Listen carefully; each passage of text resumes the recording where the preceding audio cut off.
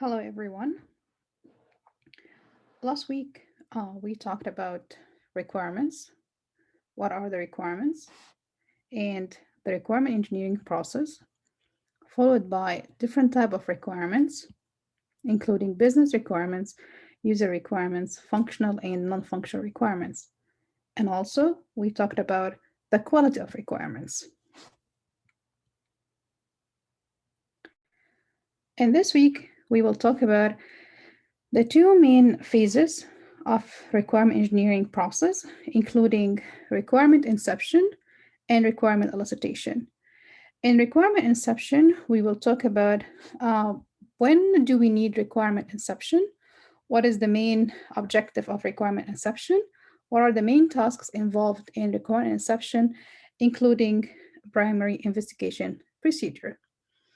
For requirement elicitation, we need to go over fundamentals of the requirement elicitation process, including the main steps in performing requirement gathering and elicitation, including requirement resources allocation, stakeholder analysis, and finally, I will introduce to you some of the common elicitation techniques in software development process. Let's recall the requirement engineering lifecycle. As we have discussed before, in requirement engineering, it is a flow process in which we have a couple of phases. Each phase is responsible for a certain task, and the output of each phase is simply fed as an input to the next phase. In requirement engineering, we do main phases including elicitation, analysis, specification, evaluation, and management, and then, of course, maintenance. Before requirement elicitation, actually, we do have requirements inception.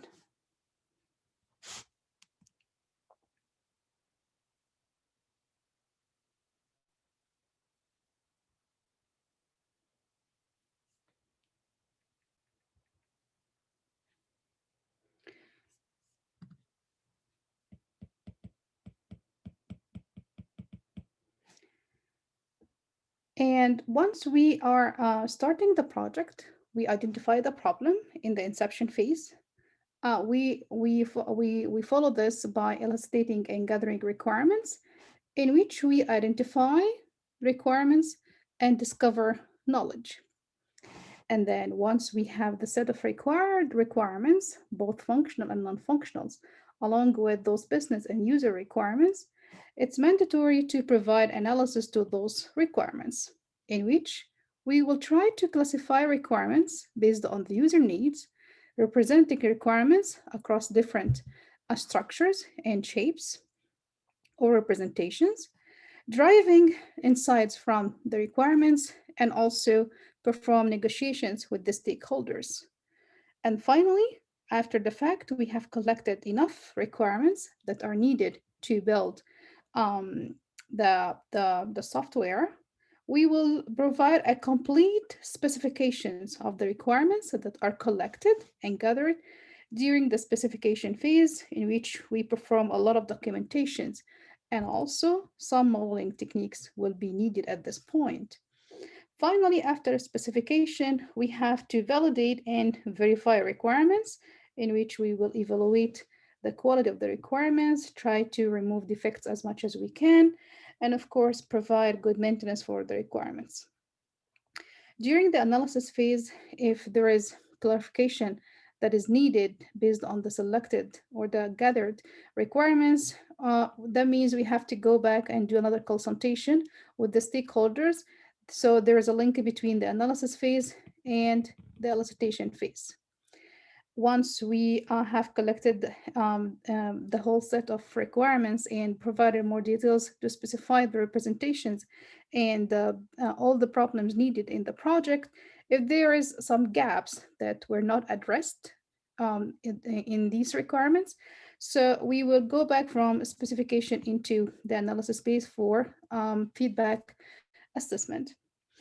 All the way when we about to evaluate the requirements, we always confirm and correct those requirements by further feedback from the stakeholders. As you can see, the requirement engineering process is multi-level process. In each level or in each phase, there is a task that to be performed to achieve certain goal and to clarify um, group of objectives for the entire software development. In today's class, we will focus on requirement inception and elicitation gathering. So in requirement inception, which is the first phase in the software engineering development, software engineering process, we need to know what is requirement inception. Inception is the initial step that we, as a software analyst, have to perform to establish a common vision about the project. We call this the product vision, and also to establish basic scope for the project. We call this project scope. So it is the initial step. Keep in mind that it has to be short. In this phase or in this step, we should do analysis of around just only 10% of the use cases, because this is just like a short period or a short phase in which we just like start to establish a common vision about either the product or the scope of the project. So most of the use cases will not be analyzed or even gathered during this phase, but roughly 10% of the use cases will be analyzed in this phase. Also, the only non-critical, the critical non-function, the critical non-function requirements will be analyzed in this phase. That means we have to create a business case.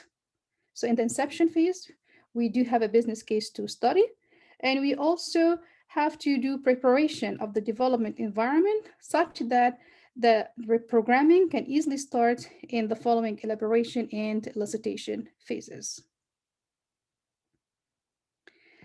Keep in mind that in requirement inception phase, most projects would require short initial step. You don't want to waste a lot of time doing this business case formulations and collections about the project scope or even the product scope and vision. It has to be short, in which we guarantee that there are some certain questions that we need to collect to form this initial assessment, type of questions that you may ask or explore, including what is the vision and the business case for this project? Is this project feasible or not? What are the main criteria to buy the system or to even build the system? You need to talk a little bit about cost analysis to identify if there is any rough unreliable range of cost. Is it within the 10 grand, 100 grand, or even is it within millions? Also, based on the feasibility study of the project during the inception phase, you would need to decide whether you're going to proceed with the entire project or actually stop. You don't want to waste your time going over the entire requirement engineering process and do collection of requirements and then analysis and then a specification. And of course, at the end, maintenance and delivery and validation. And turns out that from the beginning, the project was non-realistic in terms of scope, in terms of budget, in terms of feasibility. So a question that should be answered during the requirement inception phase is, should we proceed with the project or not? Also, during this phase, we should expect that there is basic agreement on the vision of the project among the stakeholders involved in the project. And again, you should have a knowledge about, is it worth investing in this project or not? And do we need to do serious investigations after the primary investigation or not? These questions will help you to identify the scope of the project as well as the product vision. So during actually the requirement inception, we know that defining the vision and obtaining the order of magnitude estimate would require doing some requirement exploration. However, the purpose of the recurrent inception is not to identify all the requirements or even to generate a believable estimate or even project plan. That means this inception phase should relatively be small. It could be within a week or even couple of weeks. And the main goal of the required inception, as I cleared it before, is to make a decision whether this project is worth a serious investigation or not to do any serious investigation after the inception phase, and then we will not proceed. So in the inception phase, we do primary investigation. We are not doing a full serious investigation about the project. We just start by primary investigations.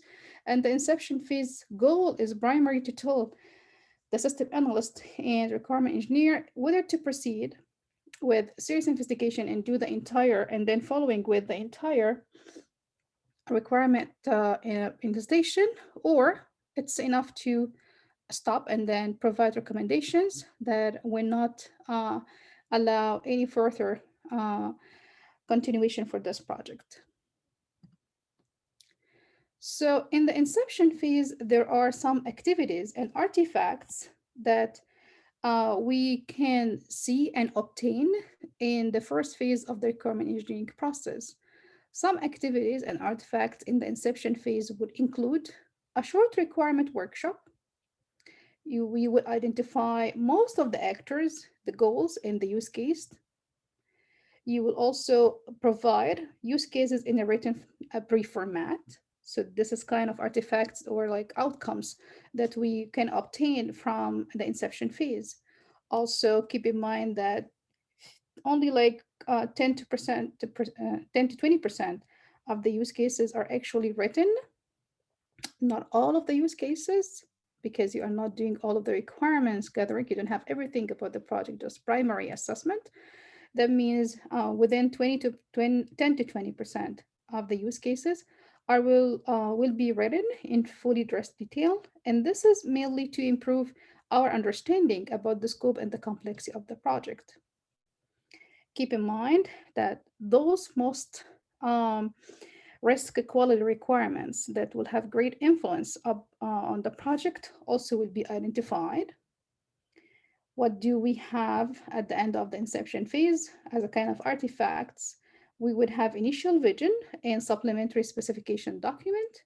Also, we would collect information about the risk list, which is related to those high risk quality requirements that would affect on the scope and the complexity of the project. Also, we would have technical proof of concept prototypes and other investigations. These prototypes will help in exploring the technical feasibility of some special type requirements and, of course, for the entire project. In addition to those activities and artifacts, we could also obtain user interface oriented prototype to clarify the vision of those functional requirements. We could also have recommendation on what components to build and buy and reuse in order to refine the elaboration and elicitation phases. In addition to all of these activities, those artifacts obtained in the inception phase, we even could have high-level architecture and components that could be proposed in the project.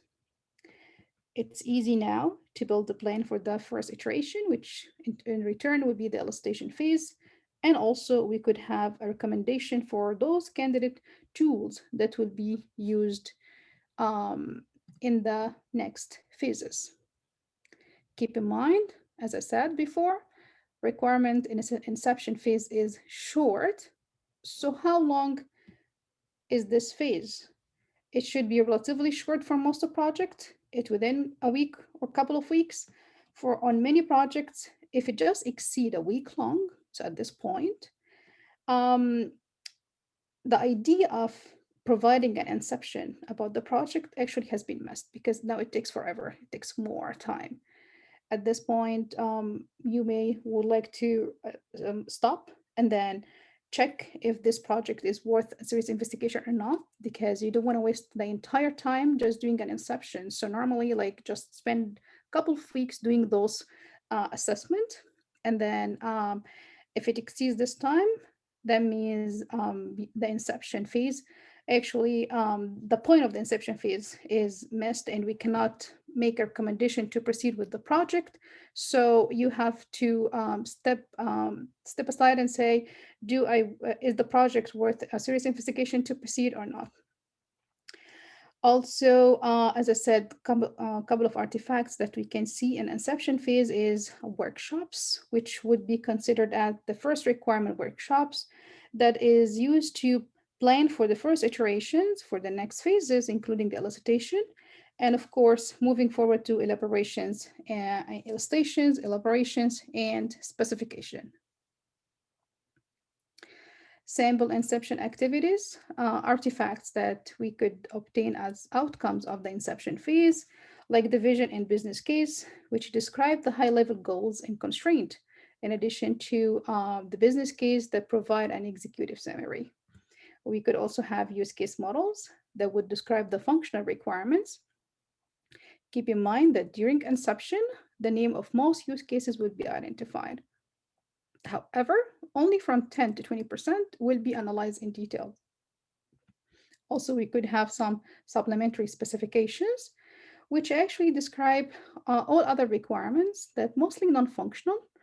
During inception, it's useful to have some idea about those key non-functional requirements, especially those critical non-functional requirements that will have a major impact on the architecture, especially in the design phase. Also, we could have a list of glossary, which contain the key domain terminology and data dictionary. As I said, the risk list and risk management plan, which describe those business risk, technical risk, resource risks, and schedule risks, and also ideas for their migration or even responses to those risks. We could have prototypes and proof of concepts to clarify the vision of the project and validate the technical ideas. We could have an iteration plan that describe what to do in the first elaboration iteration and next, and what would we do next for the following phases. We could also have a phase plan and software development plan, which actually is a low precision guess for elaboration phase during efforts. And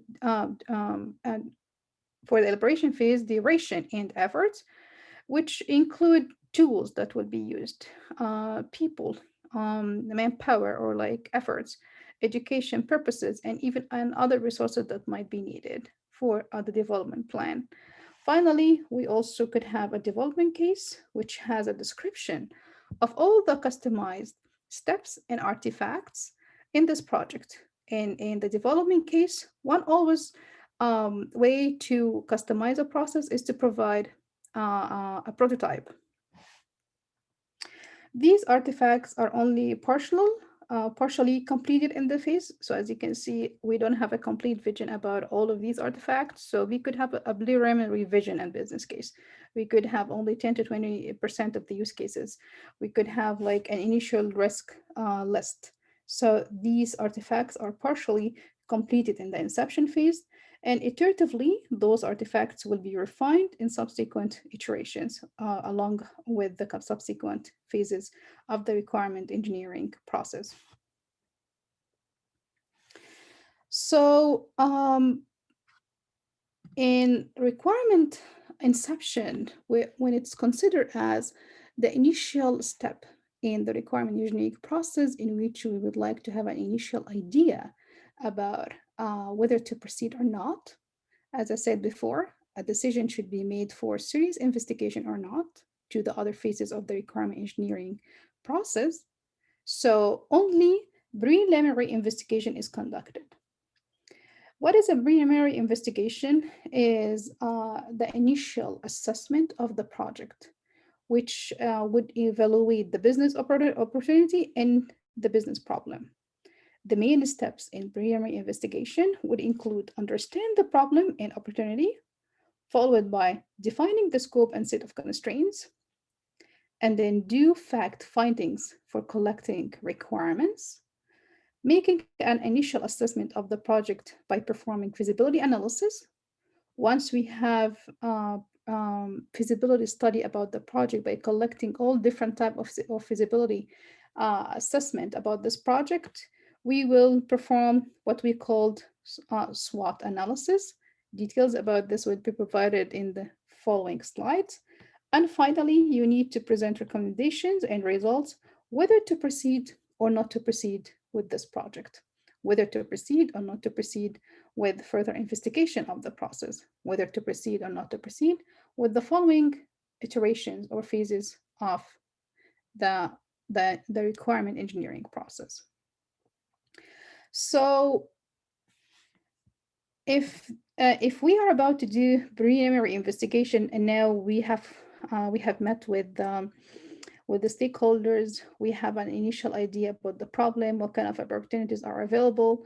We need to define and we have information about the scope and the constraints aligned in the project. There are certain fact finding that we need to collect about requirements.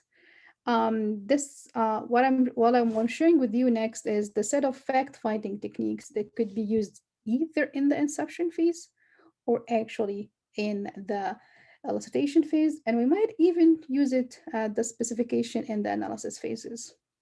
Some of the common fact-finding techniques that are widely used in inception phases, including system observations, building prototypes, questionnaires, interviews. I might do research vendor solutions. I might even do industry research and online research. Keep in mind that each fact-finding technique depends on the problem and the project itself. For example, if you are building a software based on interactions with the students, maybe questionnaires might be a good option to collect and find facts about this project. If you are building a prototype for a certain enterprise or a startup company, maybe interviews will be the best fact-finding technique. If you are working on a manufacturer and then there is a production line and you would like to collect more information about the problem statement, the current situation, and what's needed to formulate a software for such firm, maybe system observations about the system would be the best fact-finding technique for this project. So as you can see, there are different fact-finding techniques. Each one of them is suitable for certain projects.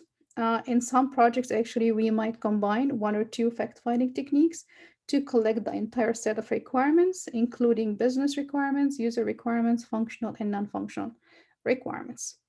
Let me share with you some fundamentals of those fact-finding techniques and how these techniques can be performed. The first one is questionnaires. So questionnaire is a very common fact-finding technique to collect requirements and information from stakeholders. It is considered as a pre-prepared form that is used to ask questions. It is used when there are too many people to be interviewed, and they are actually in distance. We could use questionnaires with or without interviews. So as I said, some fact-finding techniques could be combined together. So we could use questionnaire as well as interview. So I could use it separately or I could use it combined with the interview.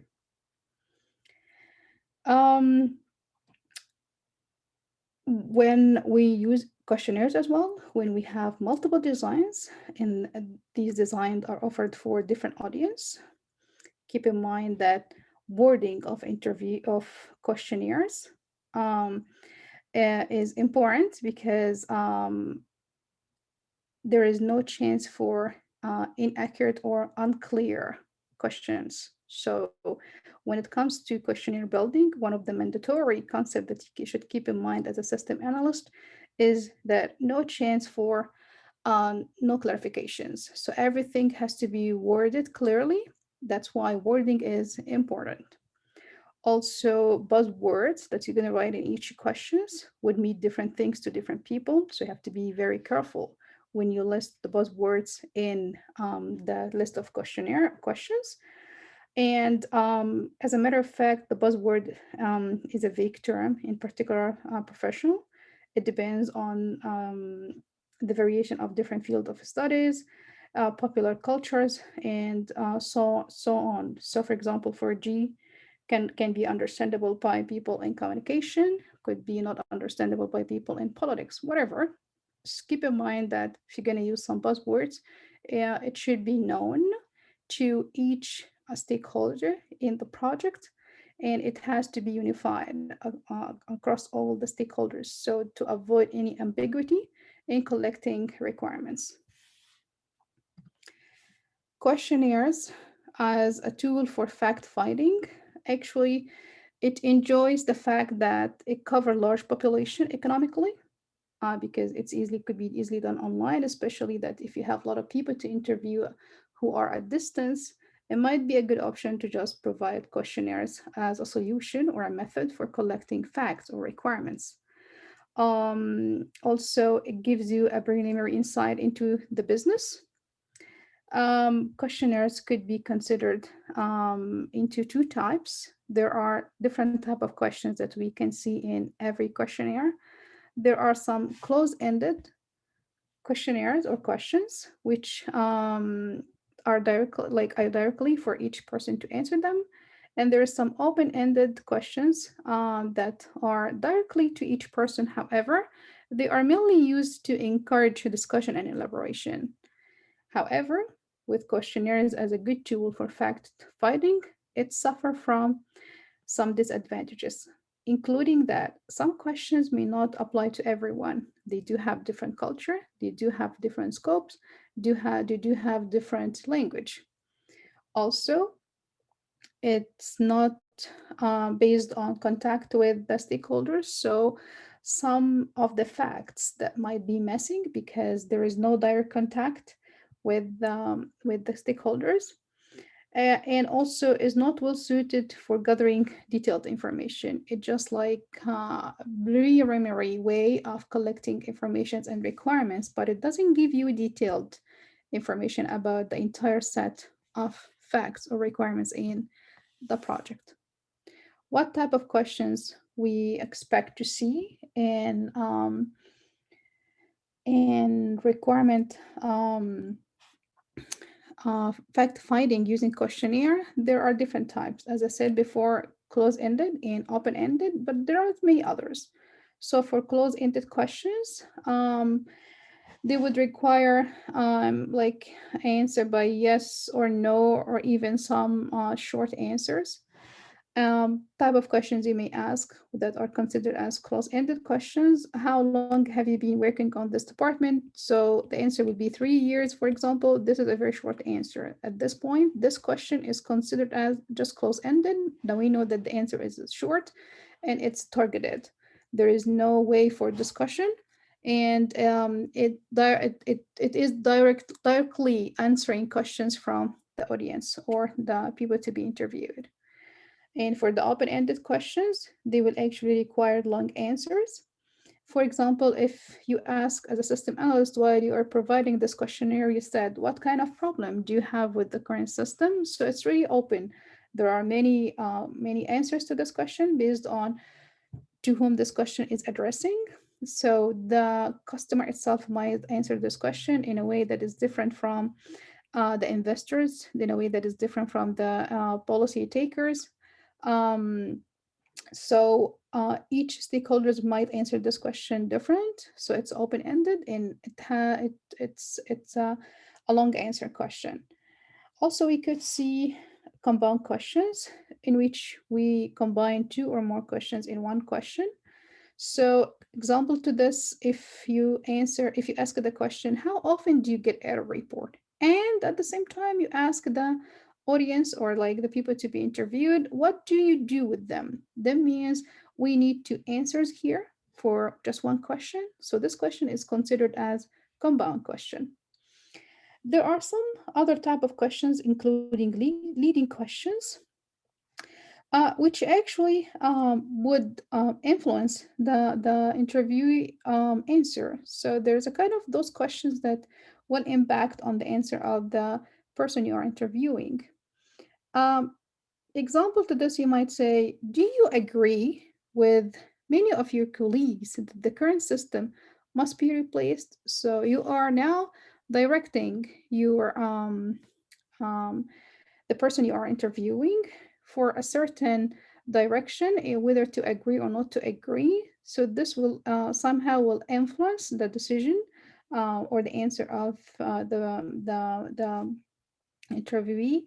And this type of question is called leading question. Also, we have probing questions, which actually um, they are not used for examining the answer of the the person who will be interviewed. They are mainly used for asking for examples. Like if you said, what constitute an error in the output? So you're looking for some examples that you may expect in the system. And this question will highlight on different examples that impacting to have an error in the output. So when this question is directly provided for the interviewee, so you are asking for more examples. So when you are asking for more examples, that means you are probing or like providing those kind of more explanations about the set of answers you are expecting from the person you are interviewing. So we call those questions probing questions. So in this slide, you can see an example of a questionnaire provided by the Ridgeline Mountain Outfitters, which is a famous firm that is doing telephone like related to communication, in particularly for mobile communications. So if you would like to design a questionnaire to be sent to all telephone order sales personnel, at this point you have to decide what type of questions you will list it in the questionnaires, what type of open questions you need to add here, what type of close-ended questions. Do you need to add some bounding um, some compounding questions, if there is a need to add some information about those probing questions or not. So it's a little bit tricky, but you have to make recommendations. So in this, you can see that um, they do have questions that would need short answers. So these are close-ended questions. Like here, those questions would need just circle to the answer. So still short and short, close-ended questions. And then this type of questions like enter your opinion and comments. This is open-ended questions. So as you can see here, um, it's easy way to conduct fact finding, to collect requirements and information from all the stakeholders. You have to be careful about what type of questions you will list in the questionnaire. In addition to what's the goal of the questionnaire? Are you trying to look for more details in addition to what you will collect it maybe by the interviews later, or the questionnaire itself is enough? If you consider questionnaire is enough, you have to list all the questions that will help you to identify the business case as well as the product vision and the scope of the project. So the second type of fact finding is interviews. An interview in general is defined as a conversation between two or more people where questions are asked by the interviewer to elicit facts, to collect facts, to gather facts, or a statement from the interviewee. It is really appropriate for open-ended questions. So that means you will be able to collect as much information you wanted because you're gonna sit with the person you are interviewing, and then you keep asking questions and collect answers. And instead of just having fixed questionnaires where it might be limited for the information that would need it for the entire project. An interview could be just one-to-one, like one you interviewing one person, or actually are interviewing many person in the same meeting. So it could be one to many. interview enjoy some advantages, including its direct contact face to face.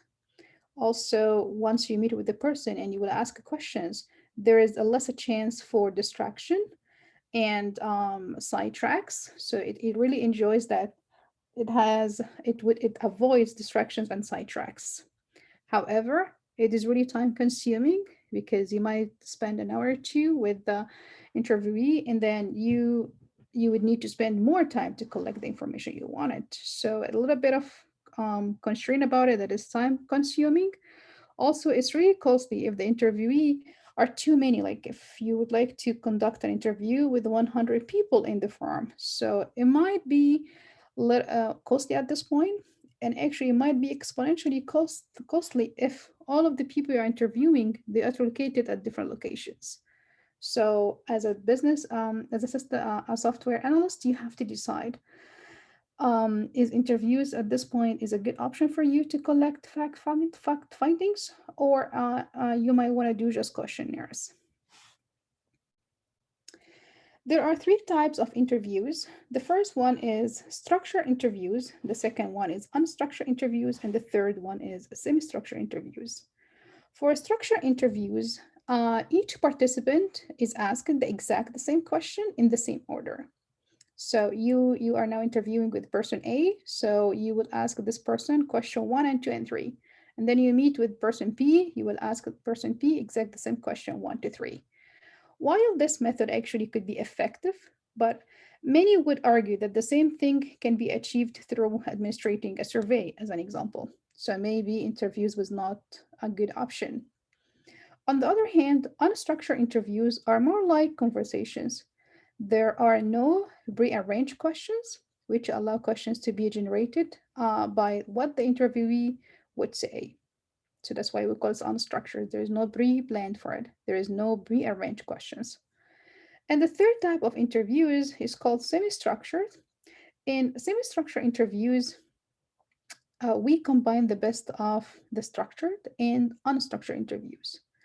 Under this format of semi-structured interviews, the researcher would prepare, or the researcher here will be considered as the system analyst, will prepare an interview guide, but also allow the conversation to flow naturally. That would mean that those questions that would be asked for the interviewee do not necessarily have to be asked in order.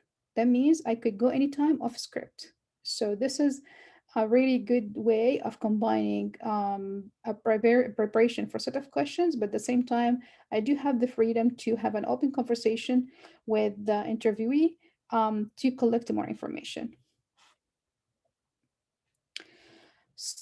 So once we decided whether to go for or structured interview or unstructured interview or even semi-structured interview, you have to prepare an interview guide. An interview guide will actually contain those list of questions that you will ask your participant during the interview, especially for the structured and the semi-structured interviews. Interview guide, it has a certain structure, depends on what type of questions you will ask during the interview. So it could be a pyramid structure. So this is number one, or it could be a funnel structure. This is number two, or it could be a diamond structure, which is number three. A pyramid interview guide in which we first consider close-ended questions and then followed by open-ended questions. That means you start by the easy questions first, and then you break the ice with the harder questions next. So this is the pyramid interview guide. The funnel interview guide, on the other hand, you start by the open-ended question first, and then the close-ended questions. So you would like to ask those long answer questions at the beginning to collect as much information and answers from the interviewee, and then you would go for the short answers questions. And the reason for this, especially why you would like to start with those long answer questions, especially if you are interviewing individuals who are not tired to answer. They like to talk a lot. So if they like to talk a lot, you may want to go for the long answer questions first. So you collect a precise amount of information, and then you might go for the short answers for next. The third type is the diamond interview guide, which actually follow the pattern that you start by close-ended questions. So you have like small answer questions, and then you may go for open-ended questions. That mean at this point you would like to collect more information, so you ask those long answer questions, and then maybe you would like to follow another close-ended questions at the end. So as you can see, the interview guide is really important to prep in order the list of questions that you need to ask before the interview. So it makes it easy for you to collect information when you meet with any individual in the stakeholder list. Interview guide is mandatory if you decided to go for structured interviews and semi-structured interviews, because you have to list all the questions that will be needed during the interview. So with this interview guide, and now you have the list of questions that you're going to ask those individuals, what actually needed to prep for interview. When you are about to prep for interview, you need to be familiar of the background about the project, like if it's related to biological treatments or like disease analysis, you should read a little bit about it before you meet with the stakeholders in order to avoid any ambiguity or misunderstanding between you and the people who you are interviewing. Also, you should prepare the schedule, and also, of course, inform those interviewees about the schedule. You should decide who to interview and what to ask. This type of questions should be prepared ahead. You should know information about the background of the individuals you are interviewing by identifying if they are different from the same background you have or not. You don't be biased when you interview individuals, because it could really affect the answers in the information you are collecting. So try as much as you can to keep the interview short. Otherwise, the individuals or the stakeholders you are interviewing would get bored, and then you might not be able to collect the highly depth information you're looking for. Sometimes you may want to ask during the interview or prep for your interview, also ask information about the routine operations, what kind of exceptions we might expect, like what would happen if we could have incorrect balance, the supplier will fail to deliver. So prep those questions before you meet with the stakeholders in order for you to have a successful interview at the end. So the interview, once now you have your interview guide, you have prepared well for the interview. Now let's discuss the interview procedure. First, it starts by open interview. In this I would call in this stage, you try your best to allow individuals who will be interviewed to actually feel at ease. You would like to ensure confidentiality. You need to acknowledge their business experience, the one that they talk and then they try to explain themselves in a conversation wise, acknowledge their business experience to get well engagement from them. Also, at this point, try not to be biased to any stakeholder point of view. Just write as much as you have of information you are collecting. And then this is for the open interview. Now, when you conduct the interview, try to now ask the questions that you have prepared up front. And based on the time allowed, you may ask all the questions you have prepared, or at least most of those questions. So a system analyst could actually use part of the questions that have been prepared or all type of questions when you conduct your interview. And then you would close the interview. That means most of the statements that you would highlight at the end of the interview, saying thank you for this. If there's anything you would like to add to this, so more or less, you will allow the individuals to elaborate at the end. And finally, you need to document the interview. Don't trust your memory. Please take notes. Use tape recorder or videotape, of course, with permission. You need to follow up, review, and analyze results. You might want to go back if necessary to do some kind of refinement. And then keep in mind that answers to open-ended questions are really difficult to analyze. That's why you need to have good records of the interview. And then maybe you need to go back to the individual are interviewing for more clarifications. That will help in the documentation of the interview.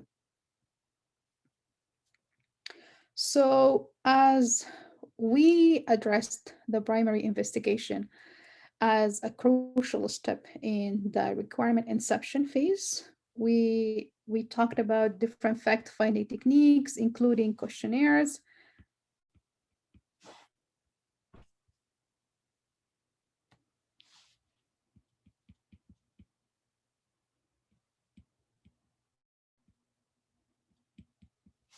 and interviews,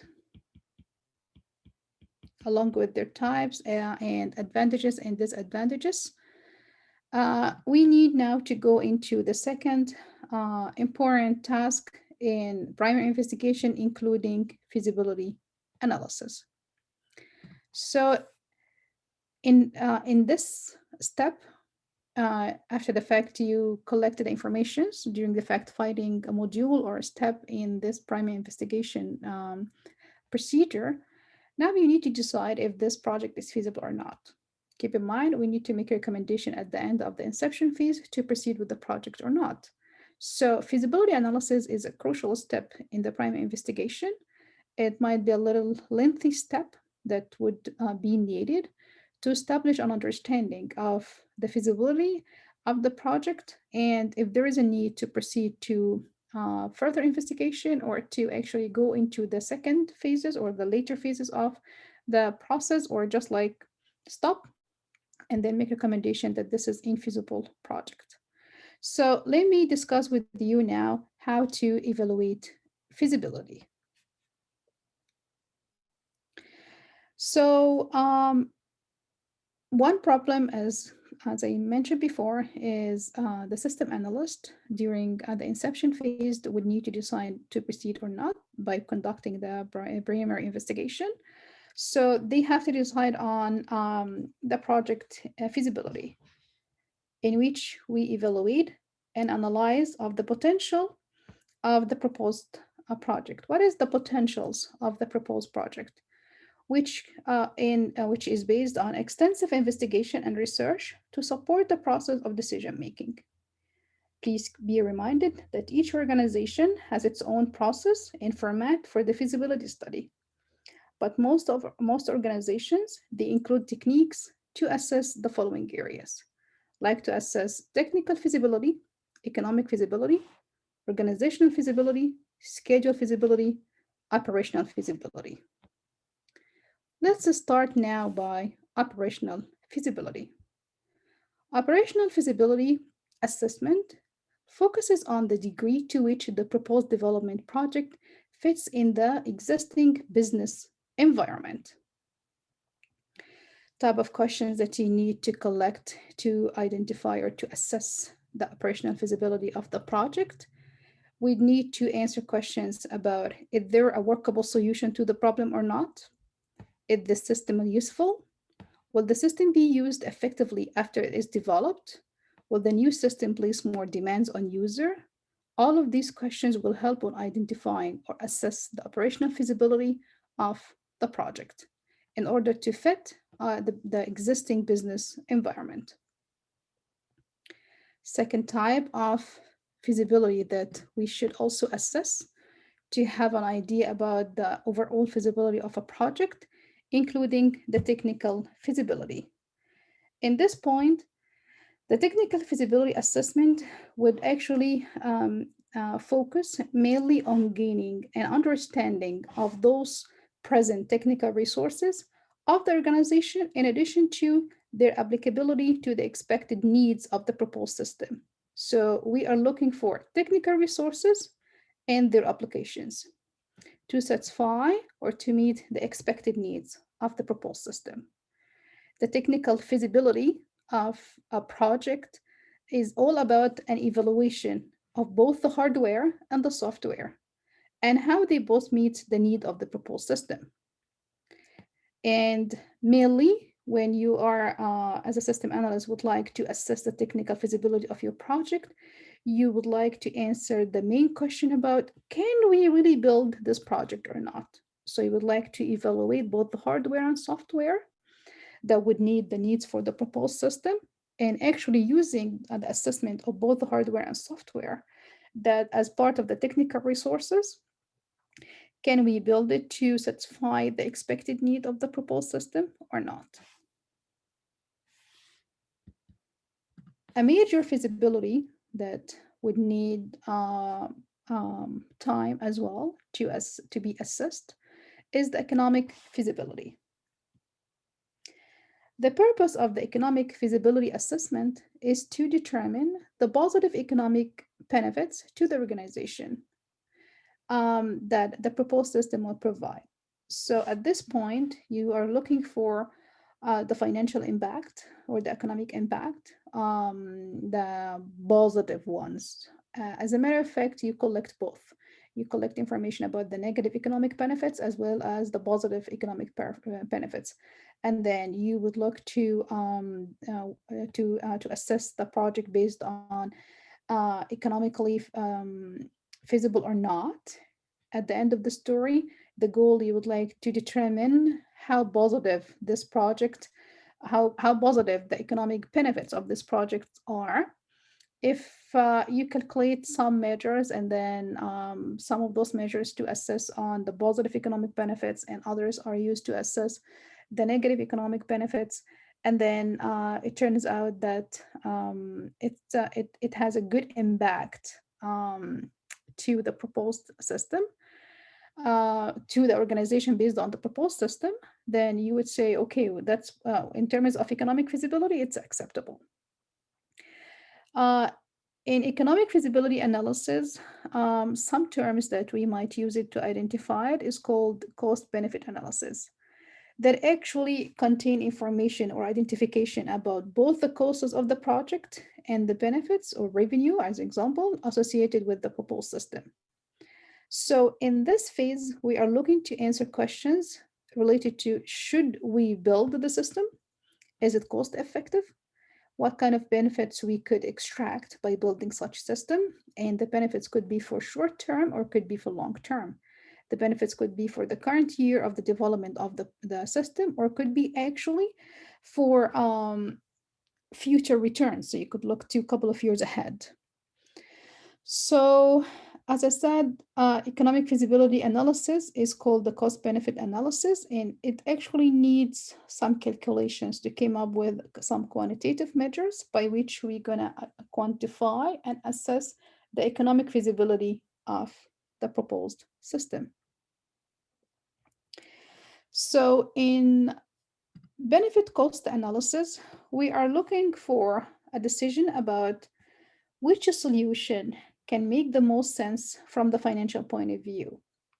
So keep in mind, when you build a system, you initially have a business problem, and then you would like to propose a system to solve this business problem.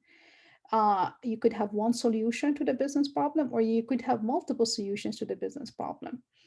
Each solution could be aligned with costs and benefits.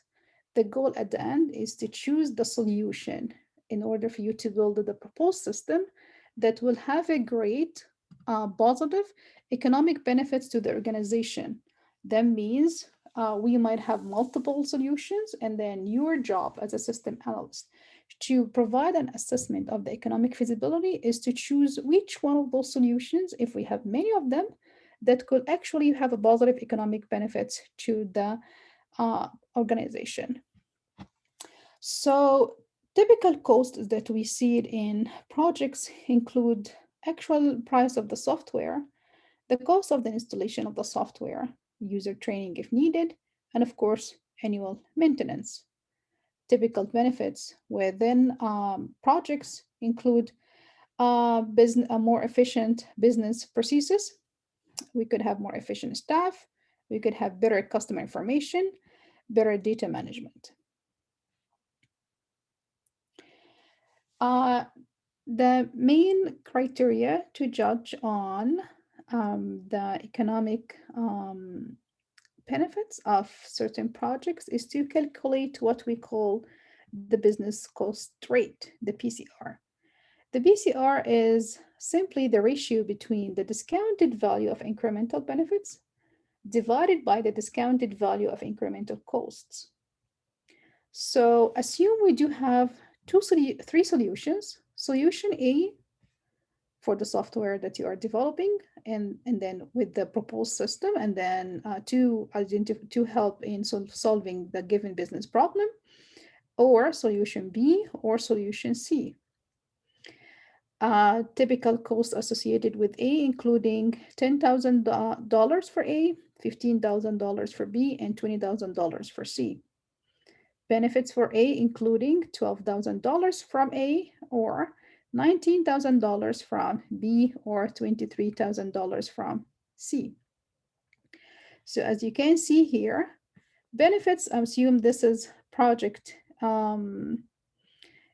So with the assumption that this is project A, for example, the benefits that should be calculated after 6 years frame. So if this is my 6 years frame, where I do have annual $2,000 per year as benefits, compared to just $1,000 per year as associated cost.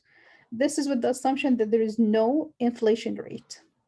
So when you calculate the benefit cost rate for the three solutions, you assume no inflation in this example. Numbers would be different if we do have inflation rates. So there's no inflations.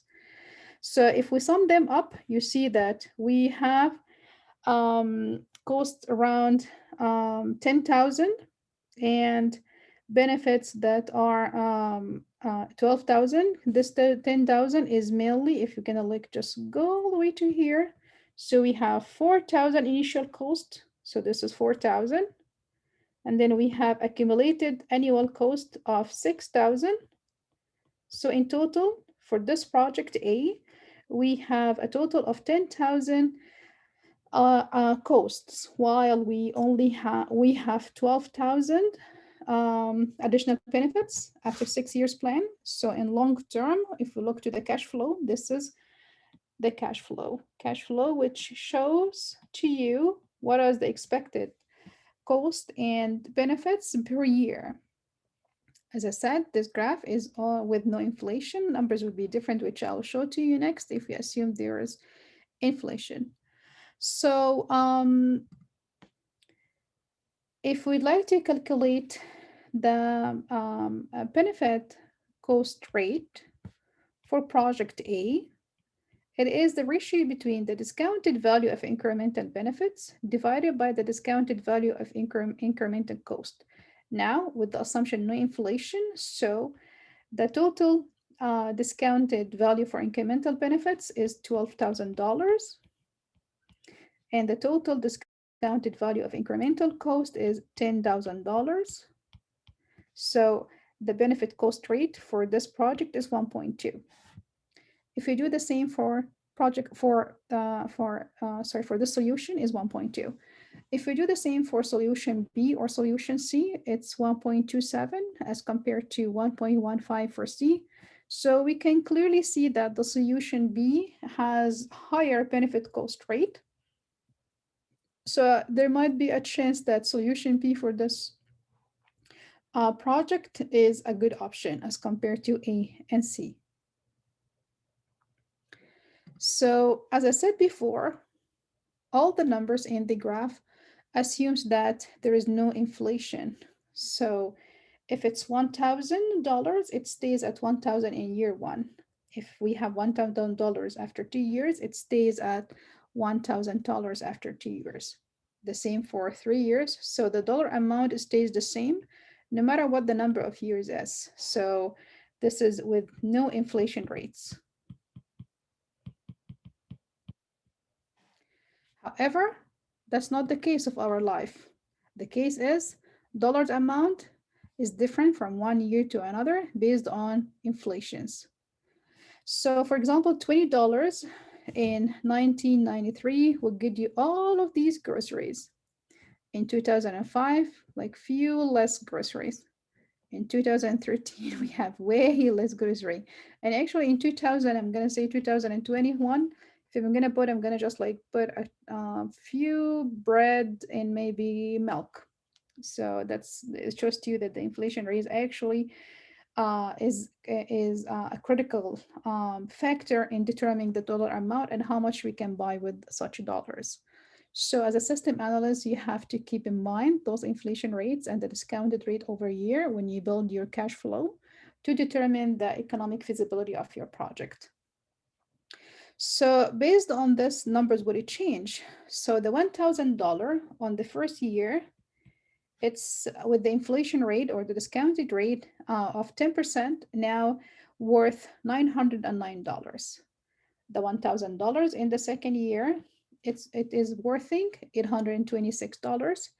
And the same for the third year, it's only $751. And the $1,000 in the fourth year, it's just $683. This was the assumption that the discounted rate is the same for each year, which is 10%. And also the $1,000 in the fifth year, it worth 621. And then in year number six, if assumption that our long term only works for 6 years time frame, so the $1,000 at this point worth 564, almost like 50% down. How you calculate the present value? So these numbers now are not the actual value. These numbers now are present value for the invested money or the benefits. We could do the same for the cost. So these are the present value for each amount of dollar that we start with at the beginning of each year is simply calculated as the cash flow amount, whether it's benefit or cost, divided by the summation of 1 plus the rate of return to the power of the number of years where the cash flow occurs.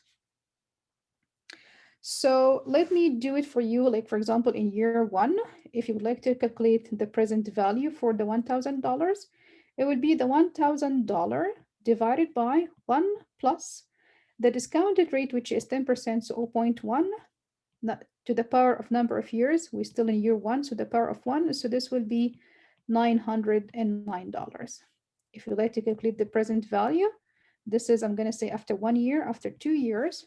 So we still have this $1,000 divided 1 plus 0.1, but now we are in the second year, so we raise it to the power of 2. So the answer would be $826. Now the present value for the cash money coming in third year, so this is 3, it will be the $1,000. So you have to look to the benefits or the cost in this year. So for this example, it's just $1,000 and divided by 1.01 to the power of 3. So this will be 751 and so on. And then you could continue in the same shape. So you can see the present value for each dollar amount is different from year to a year based on the discounted rates aligned with the inflation factors. It's very important for you when you do the benefit cost analysis is to calculate the present values, not the real, the actual values. So the basic formula to convert a future cash flow to its present value, as I said, it just to take the ratio between the cash flow amount divided by 1 plus the rate of return to the power of n, with the assumption that n is the number of years in which the cash flow will occur. Let's take another example here. In year 0, we have an initial cost of $100,000. In year 1, we have a total benefit of $45,000, while we have cost of $10,000. We also have total benefits in second year of $50,000, while we have total costs of $12,000 in second year. In third year, we have benefits of $55,000 in return, like revenue. And then we have total costs of $6,000 in third year. So if I'm gonna draw the cash flow diagram, so we in year 0, we have $100,000. In year 1, we have benefits as $45,000, and we have costs as $10,000. In year 2, we have benefits as $50,000, while we have costs as $12,000. In year 3, so this project is assessed over 3 years time frame, we have $55,000 benefits versus we do have 16,000 associated costs.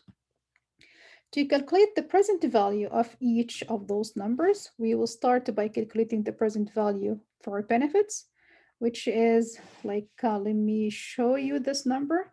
So we started by $45,000. It's year 1. We have discounted rate of 1%, so 0.1 to the power of 1. So this end up to be 4909. The same for the net, the present value for the benefits in second year, the same for the present value for the benefits in third year. Actually, this should be 57, not 55. So this is 57. The present value of total benefits equals to $125,000, and the present value of total cost is $131,000. So this is for the solution as an example across the 3 years time frames. So we do have values for the present value, and we do have value for the present value for each cost individually, for each benefit individually, and we do have the total at the end.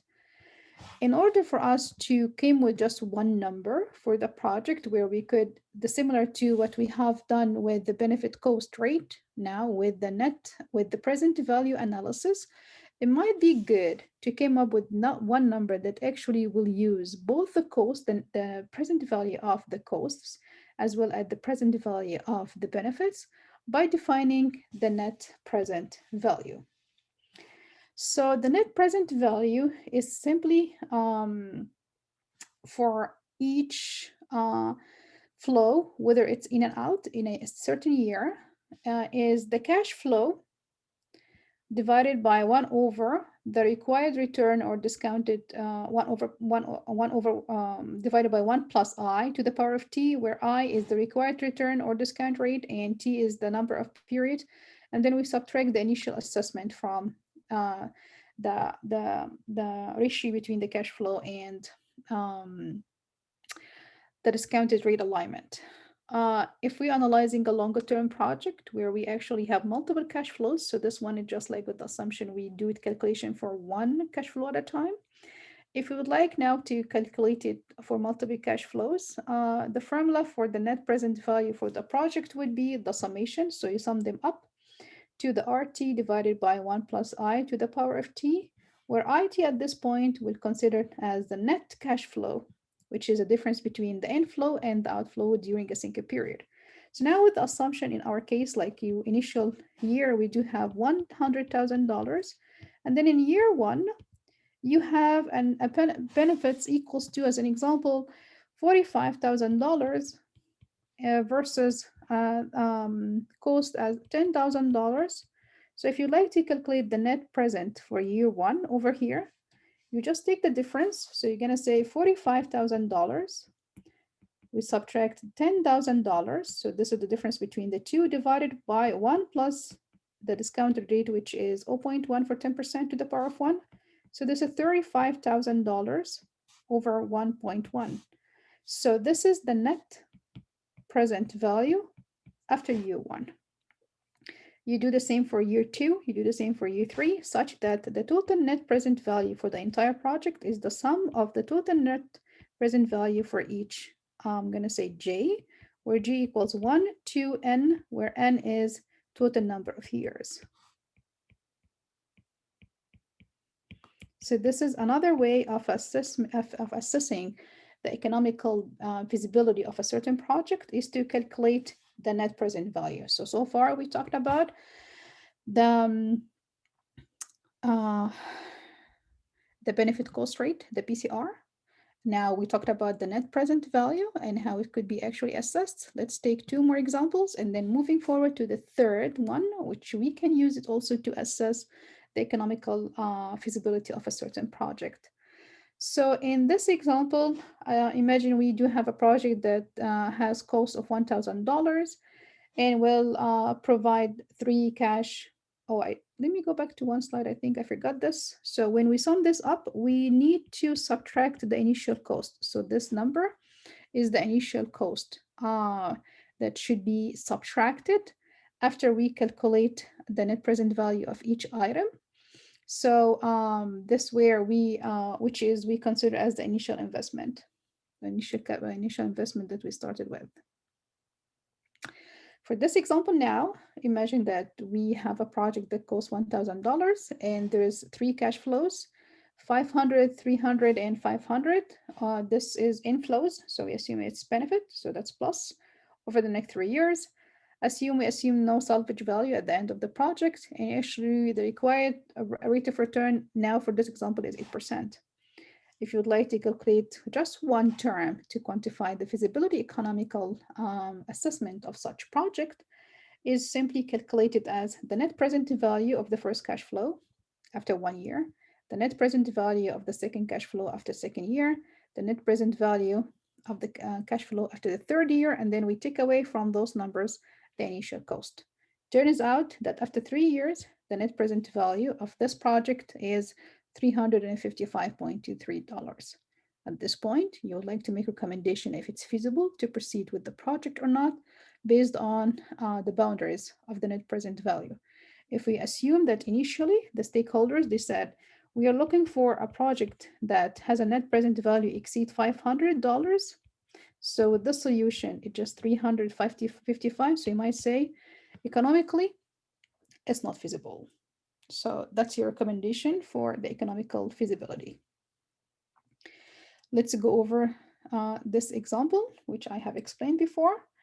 We start by $1,000 and every year with the assumption that no inflations, numbers would be different if we moved with the discounted rate equals to 10%. So now for year one, the net present value will be the 1,000. So this is the $1,000 divided by 1.1. So this is 909. And the net present value for year two will be the $1,000. So this is the second year. This is the first year divided by 1.1 to the power of 2. So this is 826. And then the net present value after 3 years will be 751. Moving, keep in mind here with the assumption that we have the same cash flow every year. So this is $1,000 divided by 1.1 to the power 3, which is 1 plus 0.1. And then the net present value after year 4, and then the net present value after year 5, net present value after year 6. So this is 4 would be $683, and this one would be $621. Here we have $564. So the total net present value for this project would be 909 plus 826 plus 751 plus 683 plus 621 plus 564. And the answer at the end, I hope I have done the calculation right, should be 350. And then we take away from this the initial 4,000. So this is $354 as present value for this project. So you have to look to this number. Is the project feasible economically or not, using the net present value? So as a matter of fact, as a business analyst, that of course should be a software analyst that have information about business analytics to quantify the economical impact or feasibility of a project, you should calculate the benefit cost rate as well as the net present value and the rate of return. 3 factors that should be calculated to assess the economical feasibility of a project. The third one is the rate of investment. The so ROI, the rate of investment, the ROI, the rate of investment. So for the rate of investment, it's simply calculated as the ratio between how much you could gain and lose, like the difference between the gain and loss, divided by the total loss. In other words, it measures the average rate of return that would be earned on the money invested in the project. So let me recall the example we had before. So this is 57 again. The total benefits here, if you sum these numbers up, that will be $152,000. And the total cost, if you sum these numbers up, it will be $138,000. So the rate of return, this is with no inflation. If you just assume there is no inflation, will be the total benefits, subtract the total cost divided by the total cost. So the rate of investment, um, the ROI would be 10.14%. If you would consider the discounted rate or inflation, actually you're gonna use those numbers instead. And then maybe you would like to calculate another rate of investment, a return of investment on different ROI, and make recommendations based on the inflations. So as I said before, economic feasibility is a long process where you have to come with recommendations about the economical feasibility about this project before you proceed. Different measures could be used, including the ROI, the PCR, and the NPV.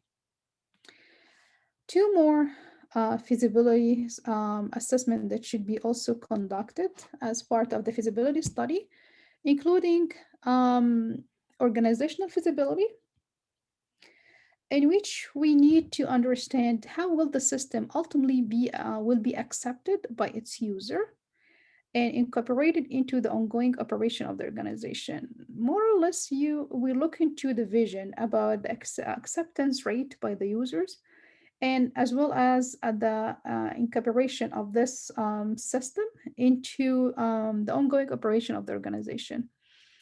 And since organizational feasibility analysis would need to answer questions related to, if we build it, will they buy it? Will they come to it? Or like, will they gonna accept it or not? Yeah, and this is where you need to assess on the feasibility, the organizational feasibility of your project. Finally, the schedule feasibility is more or less related to how reasonable the project timeline is. So it's a measure of the duration of the timeline and make an assessment if it's reasonable or not.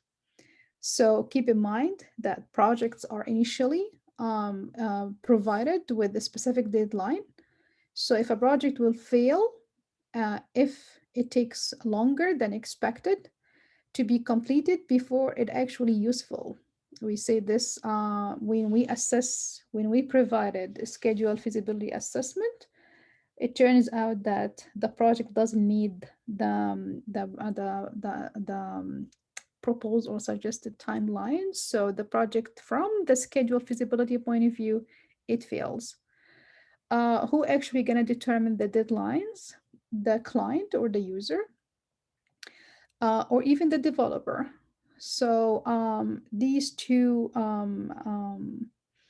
stakeholders, I call them all the time, because every individual or personnel involved in the entire software process, we call them stakeholders. So the deadline could be determined by the client, or could actually determined by the developers. They could provide, for developers, they could estimate the deadlines. They could say how accurate, how long this project will take to be completed. So after we did fact findings, either questionnaires or interviews, and we did feasibility analysis across all the dimensions of feasibility assessment, now we need to perform what we call the SWOT analysis. What is SWOT analysis?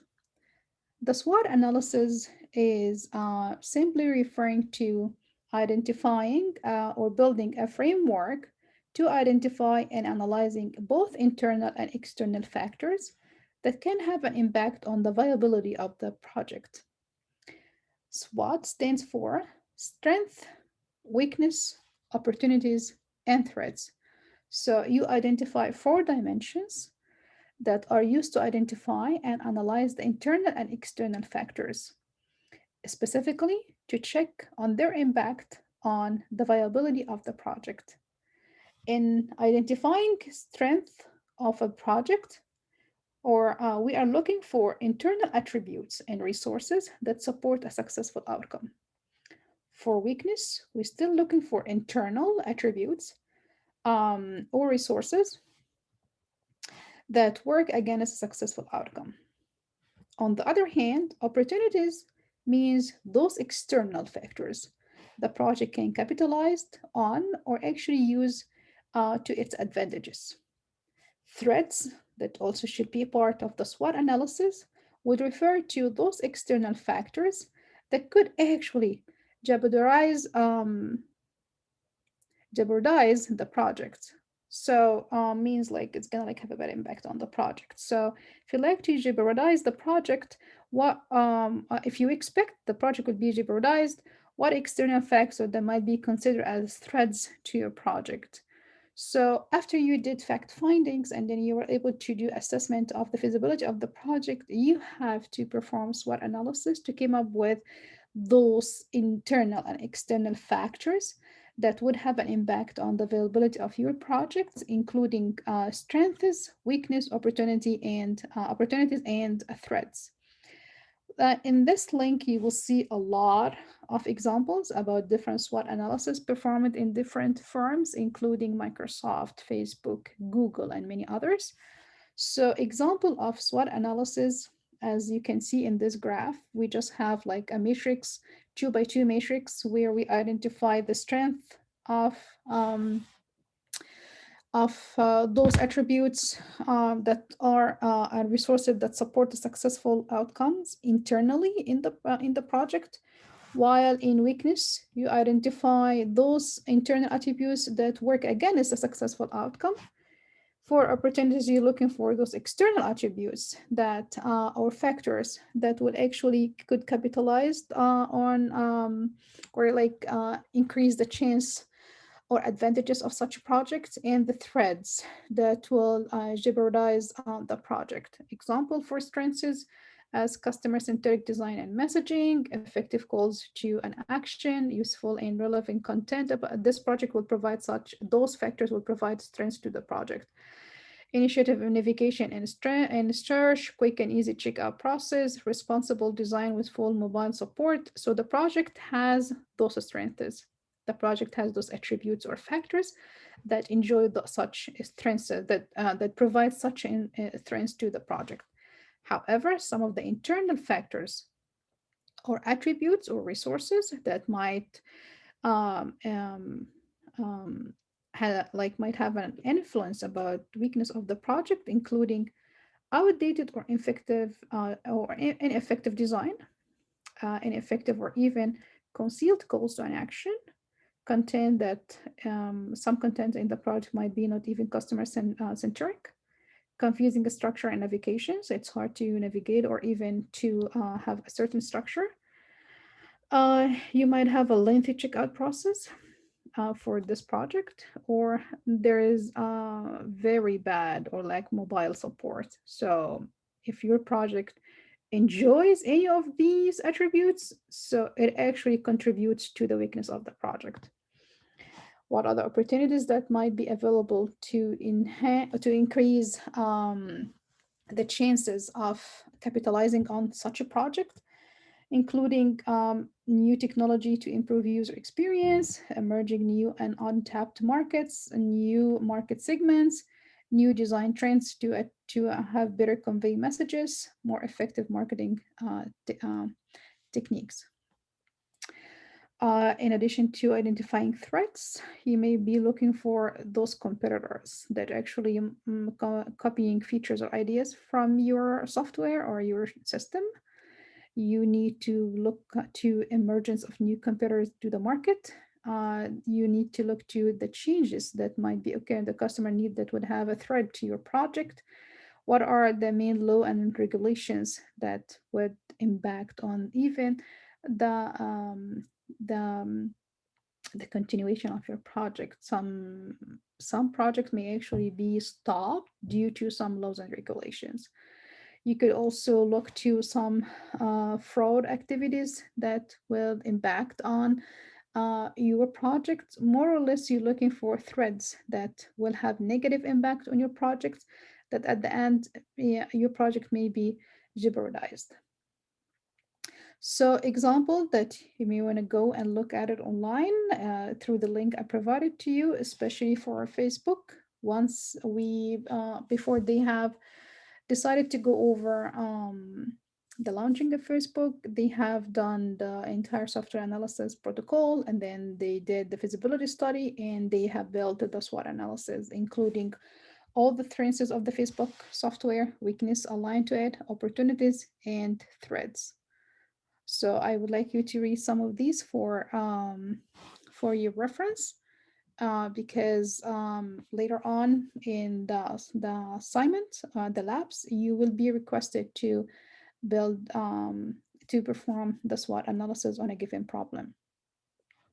At the end of the preliminary investigation, there is an outcome that we consider as um, the grade assessment tool that we're gonna use it to provide an estimation about the feasibility of the project and whether to proceed or not. This is the preliminary investigation report. It's just like a report that contains introduction about um, the problem and the main system request summary. What are the main findings? So now you are looking for requirements that have been collected.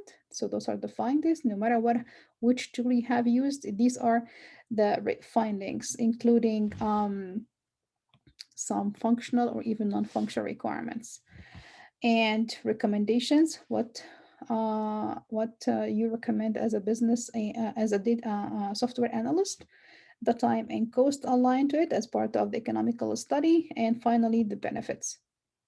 This report really helps in providing an initial assessment of the project by which you will decide whether to proceed or not to proceed to the second stage um, of the requirement engineering process, which is the elicitation.